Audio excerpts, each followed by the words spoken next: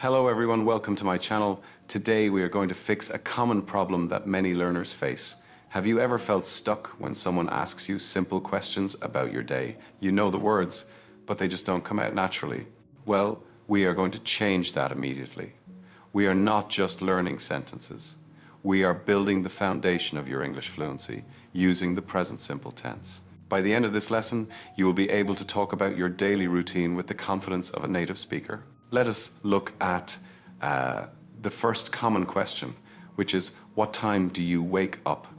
Notice that we use the preposition at for specific times. So you do not just say 7. You say, I wake up at 7 a.m. or I wake up at 7 o'clock.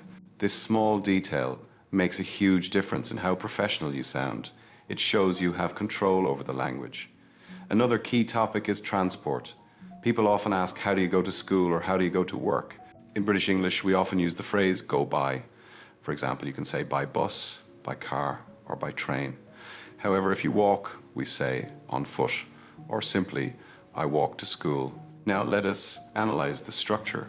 The question usually starts with a question word, followed by do or does, then the subject and the verb. The answer follows with subject, verb, preposition, and object. Keep it simple and keep it clear. Now let us see how this works in a real conversation. Imagine someone asks you, what time do you wake up in the morning? You can answer, I usually wake up at 7 a.m. sharp because I like to start my day early. And if they ask, how do you go to school? You can say, I go to school by bus and it takes about 20 minutes. Where do you usually have lunch? I usually have lunch at the cafeteria with my classmates.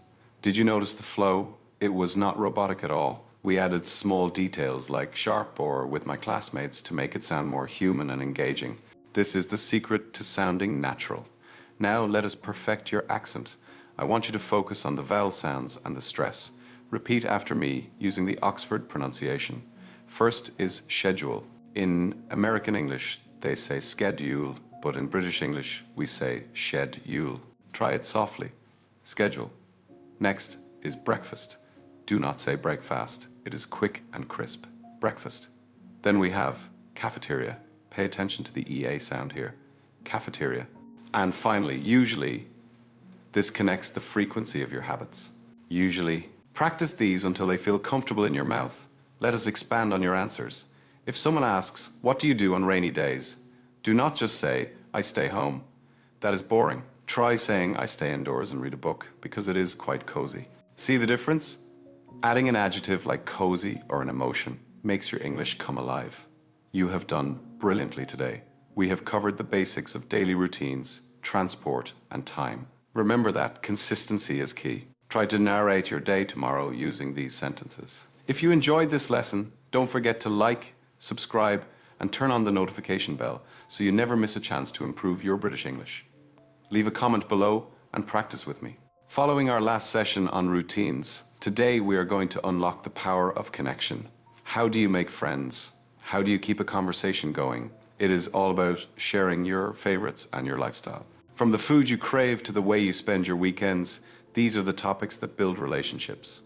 In this video, I will teach you how to express your preferences with the elegance of British English. When we talk about favorites, we often use the phrase, what is your favorite, followed by a noun. Note that in British English, we spell it favorite with a U. It looks more complete that way. For example, ask yourself, what is your favorite food? Instead of just saying pizza, try to be more descriptive. My favorite food is pizza, especially with extra cheese. This adds flavor to your speech. We also have questions starting with, how many for countable nouns? How many siblings do you have? I have 2 siblings. Siblings is a great word to cover both brothers and sisters. It sounds much more professional and concise than listing them separately. It shows you have a good command of vocabulary. Let us not forget about hobbies. Do you enjoy reading? Remember that after enjoy, we usually use the verb with ing. So you say, yes, I enjoy reading books. Now let us look at school subjects. What subjects do you study at school? I study maths, science, and English. Did you hear that? I said maths with an S. That is very British. Americans say math, but we say maths because it is short for mathematics. It is a small detail, but it marks your English as British standard. Let us practice a dialogue about weekends. Where do you like to spend your weekends? I like to spend my weekends at the park. It is lovely to get some fresh air. Can you cook? Yes. I can cook simple meals. I make a splendid pasta. Using words like lovely or splendid adds that British charm to your speech. Now, let us sharpen your pronunciation with some specific vocabulary from this topic. Listen carefully to the vowel sounds. First is favorite. It is not favourite. It is smooth, favorite. Next is siblings, a very useful word. Keep the I short, siblings. Then we have exercise. Stress the first syllable, exercise. And of course, maths. Do not forget the S at the end for British English, maths. Now let us talk about frequency. How often do you exercise? You can answer I exercise 3 times a week. But to sound more advanced, use adverbs like frequently, occasionally, or rarely. I exercise frequently, usually at the local gym. This shows a higher level of fluency than just counting numbers. Also, look at the question, what is your job? I am a teacher. Simple, right? But try adding a detail. I am a teacher, and I thoroughly enjoy helping students. This structure of Job plus feeling is a winner in conversations. You are now equipped to talk about yourself, your family, and your hobbies with proper British flair. Practice asking these questions to your friends or even to yourself in the mirror. If you enjoyed this lesson, don't forget to like, subscribe, and turn on the notification bell. I have got many more lessons coming to help you master English. Leave a comment below telling me what is your favorite color. I would love to know. Let us move on to the device that runs our lives and keeps us connected to the world. Can you survive a single day without your phone? Be honest with yourself. In today's world, our mobile phones are like an extension of our hands. But can you discuss technology smoothly in English? Whether you want to talk about your favorite apps, complain about battery life, or share photos with friends, you need the right vocabulary. Today, we are going to master the language of technology, so there are no more awkward pauses when someone asks for your Instagram handle. Let us start with the device itself, because names matter. In British English, we usually call it a mobile phone or simply mobile. Americans often say cell phone, but if you want to sound British, you should stick to mobile. It sounds much more elegant. The most common question you will hear is about usage frequency. How often do you use your mobile phone? You might answer, I use my mobile phone every day. Or if you are like me, you can say, I am glued to my screen all day long, which is a fun idiom, meaning you look at it constantly. Next, let us talk about brands and specifications. What brand is your phone? You can say, my phone is a Samsung, or I have an iPhone. People also ask about capacity, so you should know how to say it. How much storage space does your phone have? It has 64 gigabytes of storage. Note that we say gigabytes fully, not just GB, to be clear in speech. It shows, the technical terms. Now, let us talk about social media, which is where we spend most of our time. We do not usually say platform in casual chat. Instead, we ask, what apps do you use? My favorite app is Instagram because I love taking photos. Do you use emojis when texting? Yes, I use emojis a lot to express my feelings because sometimes words are not enough. Here is a common scenario regarding notifications. What is the weirdest notification you have received on your phone? I once got a random message from a stranger in another country. It was quite bizarre. Notice the word bizarre. It is a great British word for strange or weird. Do you play games on your phone? Occasionally. My favorite game is Candy Crush because it helps me relax after a busy day. And how do you share photos with friends? I usually send them via WhatsApp or share them on my stories. Did you notice the word via? Saying via WhatsApp is a very common and professional way to say through or using. It elevates your sentence structure immediately. Now, let us perfect your pronunciation because technology words can be tricky. First is mobile. Listen closely to the vowel sounds. It is mobile, not mobile, like in American English. The I is long and distinct. Mobile. Next is notification. A long word, but focus your stress on the CA sound. Notification. Then we have message. The ending is soft. It is not message, it is message. And finally, Bluetooth. Make sure you pronounce the 3 at the end clearly with your tongue between your teeth. Bluetooth. Practice these until they feel natural. Let us go deeper into functionality. Instead of just saying, I use my phone for work, try this structure. I use my phone primarily for checking emails and managing my schedule. Primarily means mainly, and it sounds very sophisticated. Also, we should talk about digital etiquette or phone manners. How do you feel about phone etiquette in public places? I think it is important to be considerate. I always keep my phone on silent in the library or cinema. Using words like considerate shows high emotional intelligence in your language. You are now ready to chat about the digital world with confidence. Remember that technology connects us, but language understands us. Try to change your phone language setting to English today.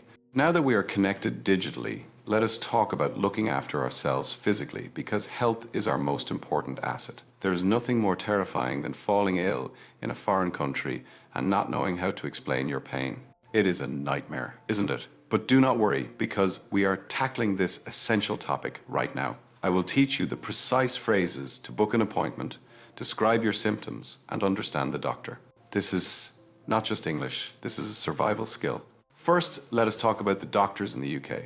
We often refer to the family doctor as a GP, which stands for General Practitioner. So you do not just say, I want to see a doctor. You might say, I need to make an appointment with a GP. When you arrive at the clinic, the receptionist will ask, how can I help you, or do you have an appointment?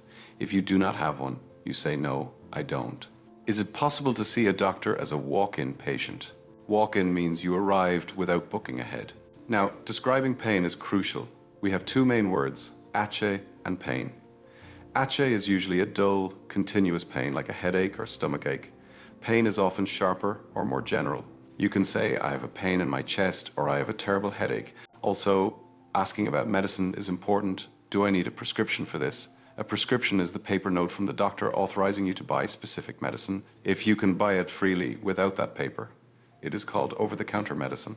Let us practice a dialogue at the reception. Good morning. How can I help you today? Hello. I would like to see a doctor, please. I have a severe pain in my stomach. Notice the politeness here. I would like to, instead of I want to, and being specific with severe pain means very bad pain. This helps the doctor prioritize you. Have you had this issue before? No, this is the first time. It started yesterday evening. Do you have private health insurance? Yes, I do. Here is my card. Medical terms must be clear, so let us practice these tricky words together. First is stomach. The ch here sounds like K. It is not stomach, it is stomach. Next is ache, like the word cake without the C. Headache, toothache. Then we have prescription. Focus on the pre and script sounds. Prescription. And finally, allergic. Are you allergic to anything? Stress the second syllable, allergic. Make sure you get this right, as it is vital for your safety. Let us go a bit further into describing intensity. The doctor might ask, on a scale from 1 to 10, how would you rate your pain? Do not just say 5. Say, I would say it is about a 5. It is uncomfortable but manageable. Or if it is really bad, you can say it is a 9. It is unbearable. Being able to qualify your pain helps the medical staff understand your situation better. And finally, at the pharmacy, or chemist as we say in the UK, you need to ask about the dosage. What is the dosage? Take 2 tablets every day after meals. Always clarify instructions by asking, should I take this on an empty stomach? Knowing these phrases ensures you use medication safely and effectively. Health is wealth, and now you have the vocabulary to protect it. I hope you never have to use these phrases for a serious emergency, but it is always better to be prepared than to be silent. Stay healthy and keep practicing every day. Now that we are looking after our health, let us explore the world around us, because travel and weather are the most common topics in daily conversation. Do you know that talking about the weather is a national obsession in the UK? It is the safest and most common way to start a conversation with a stranger. But can you do it without sounding boring? Whether you love the summer sun or the cozy winter chill, today I will teach you how to express your feelings about the seasons and travel plans with the sophistication of a native British speaker. Let us pack our bags and get started. Let us begin with the seasons, because getting the name right is the first step. In American English, they say fall, but in British English, we say autumn. It sounds much more poetic. So when someone asks, what is your favorite season? You should say, my favorite season is autumn, because the leaves change color. It is absolutely breathtaking. Now, let us talk about travel. Do you like to travel? Yes, I love to travel. In the UK, when we take time off work to go away, we call it a holiday, not a vacation. So you would say, I am going on holiday next week. Using the word vacation immediately marks you as a non-British speaker, so stick to holiday to blend in. We also talk about special occasions frequently. What is your favorite holiday? My favorite holiday is Christmas, because I love the festive atmosphere. Getting around is crucial when you are traveling. How do you go to work or explore a new city? I go to work by car, or if you are in London, I take the tube. Using the word tube for the underground train is very specific to London culture. Also, when discussing distance, pay attention to the units. How far is your workplace from your home?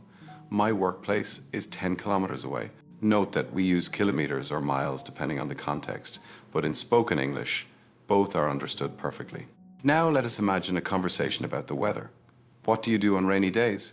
I usually stay indoors and read a book because I find the sound of rain quite relaxing. And what about the summer? Where do you like to spend your weekends? I like to spend my weekends at the park or go to the seaside. Did you catch that word seaside? It is a very British term for the beach area and sounds very charming. How do you celebrate New Year's Eve? I celebrate with fireworks and friends. It is always a spectacular night. Using adjectives like spectacular elevates your vocabulary instantly and shows you have a rich command of the language. Let us focus on accuracy now because many students mispronounce these travel words. Listen to the Oxford pronunciation. First is autumn. The N at the end is silent, so do not pronounce it. It is just autumn. Next is holiday.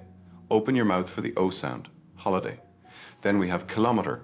The stress is usually on the second syllable, kilometer. And finally, Christmas.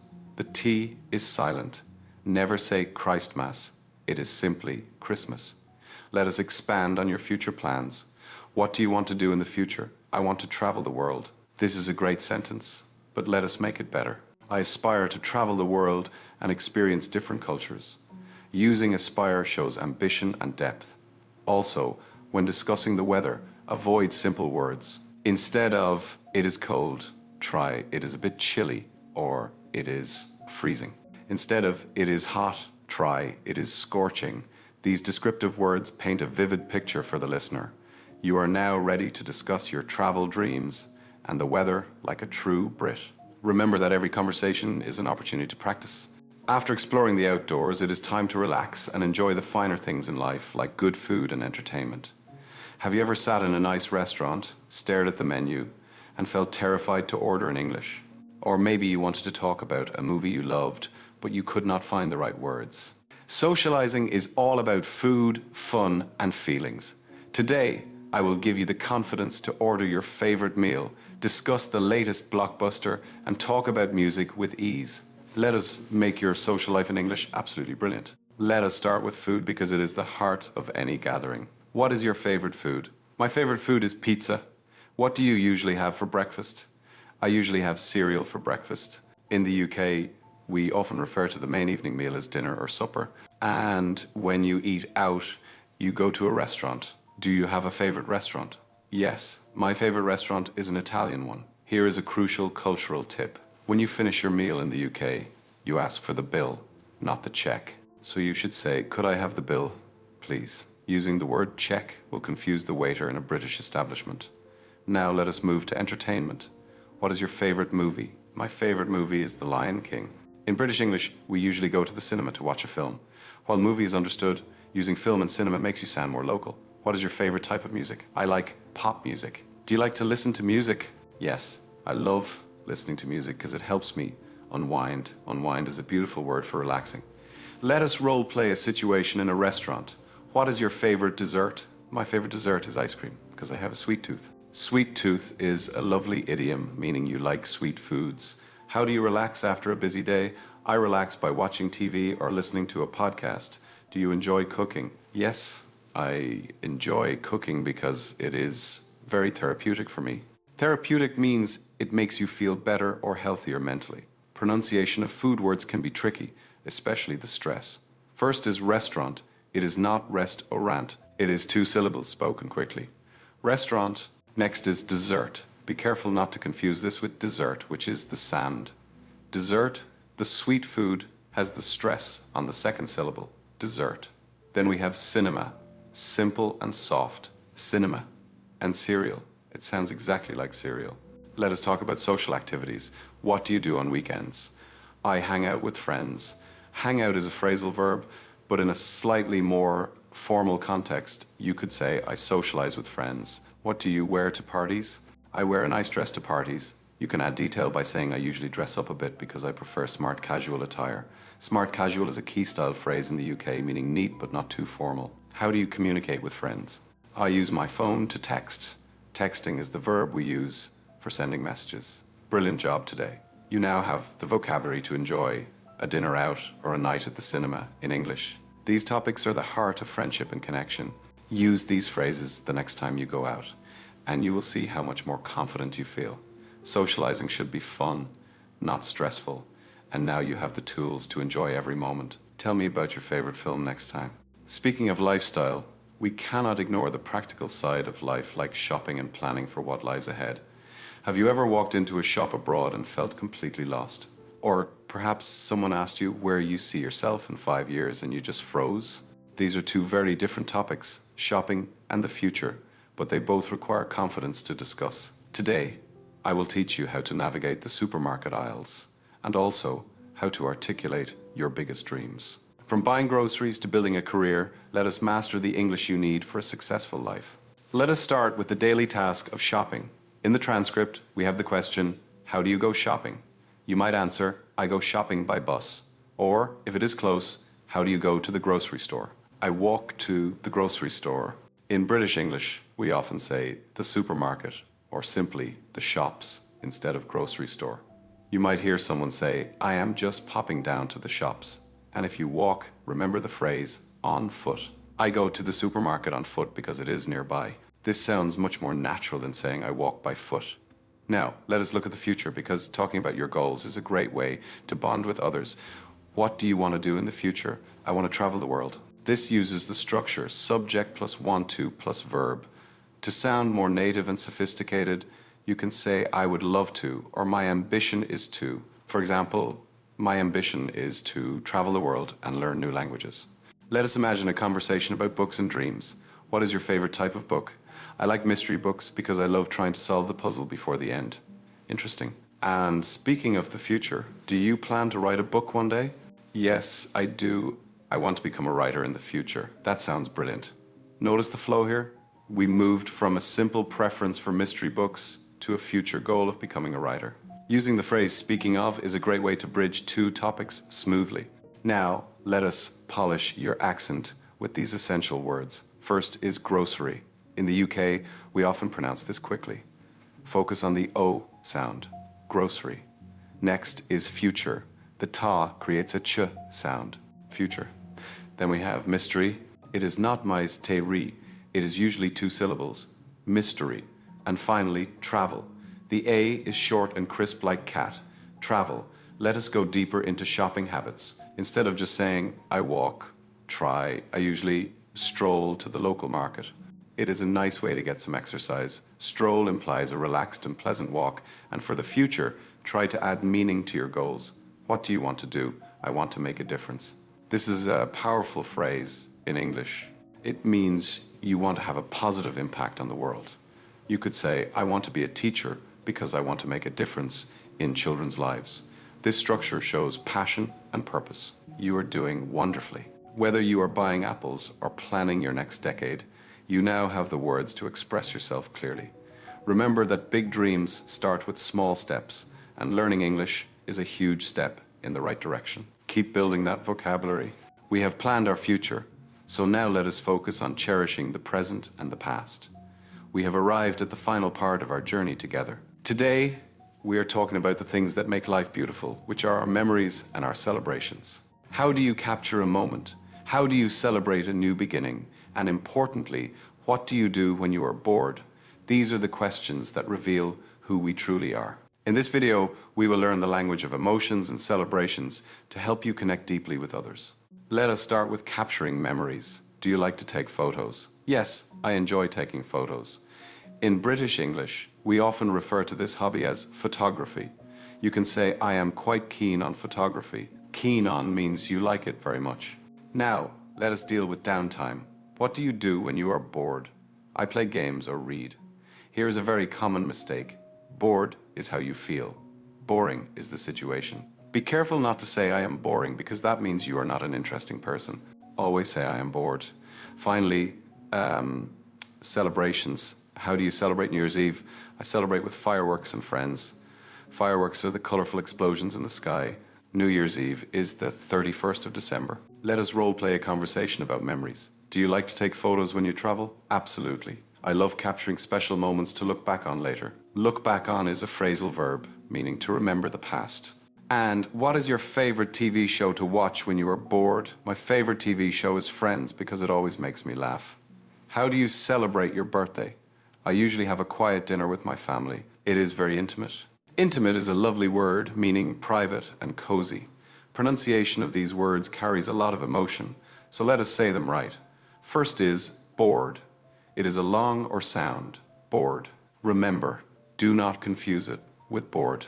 Next is photos. Use the British diphthong. It is not photo. It is photos. Then we have celebrate. Stress the first syllable. Celebrate. And finally, fireworks. Fireworks. Let us reflect on the phrase, I celebrate with fireworks. In the UK, we often have bonfire night in November, which is also famous for fireworks. You can describe it by saying, the display was spectacular. And when asked what you do when you are bored, try a more proactive answer. I usually try to learn something new, like cooking or painting. This turns a negative emotion like boredom into a positive action. Finally, consider communication. I prefer face-to-face communication because it is more personal. Congratulations to you. You have completed this entire series of English lessons. We have covered everything from daily routines to future dreams, from health to holidays. You now have a toolkit of sentences to use in almost any situation. Thank you so much for learning with me. Language is a bridge, and you have just built a strong one. If you enjoyed this lesson and found value in our time together, please give this video a like and subscribe to the channel. Don't forget to hit the notification bell so we can meet again in our next adventure. Leave a comment below saying I am ready to show me you have finished the course. Keep practicing and keep smiling. Goodbye for now.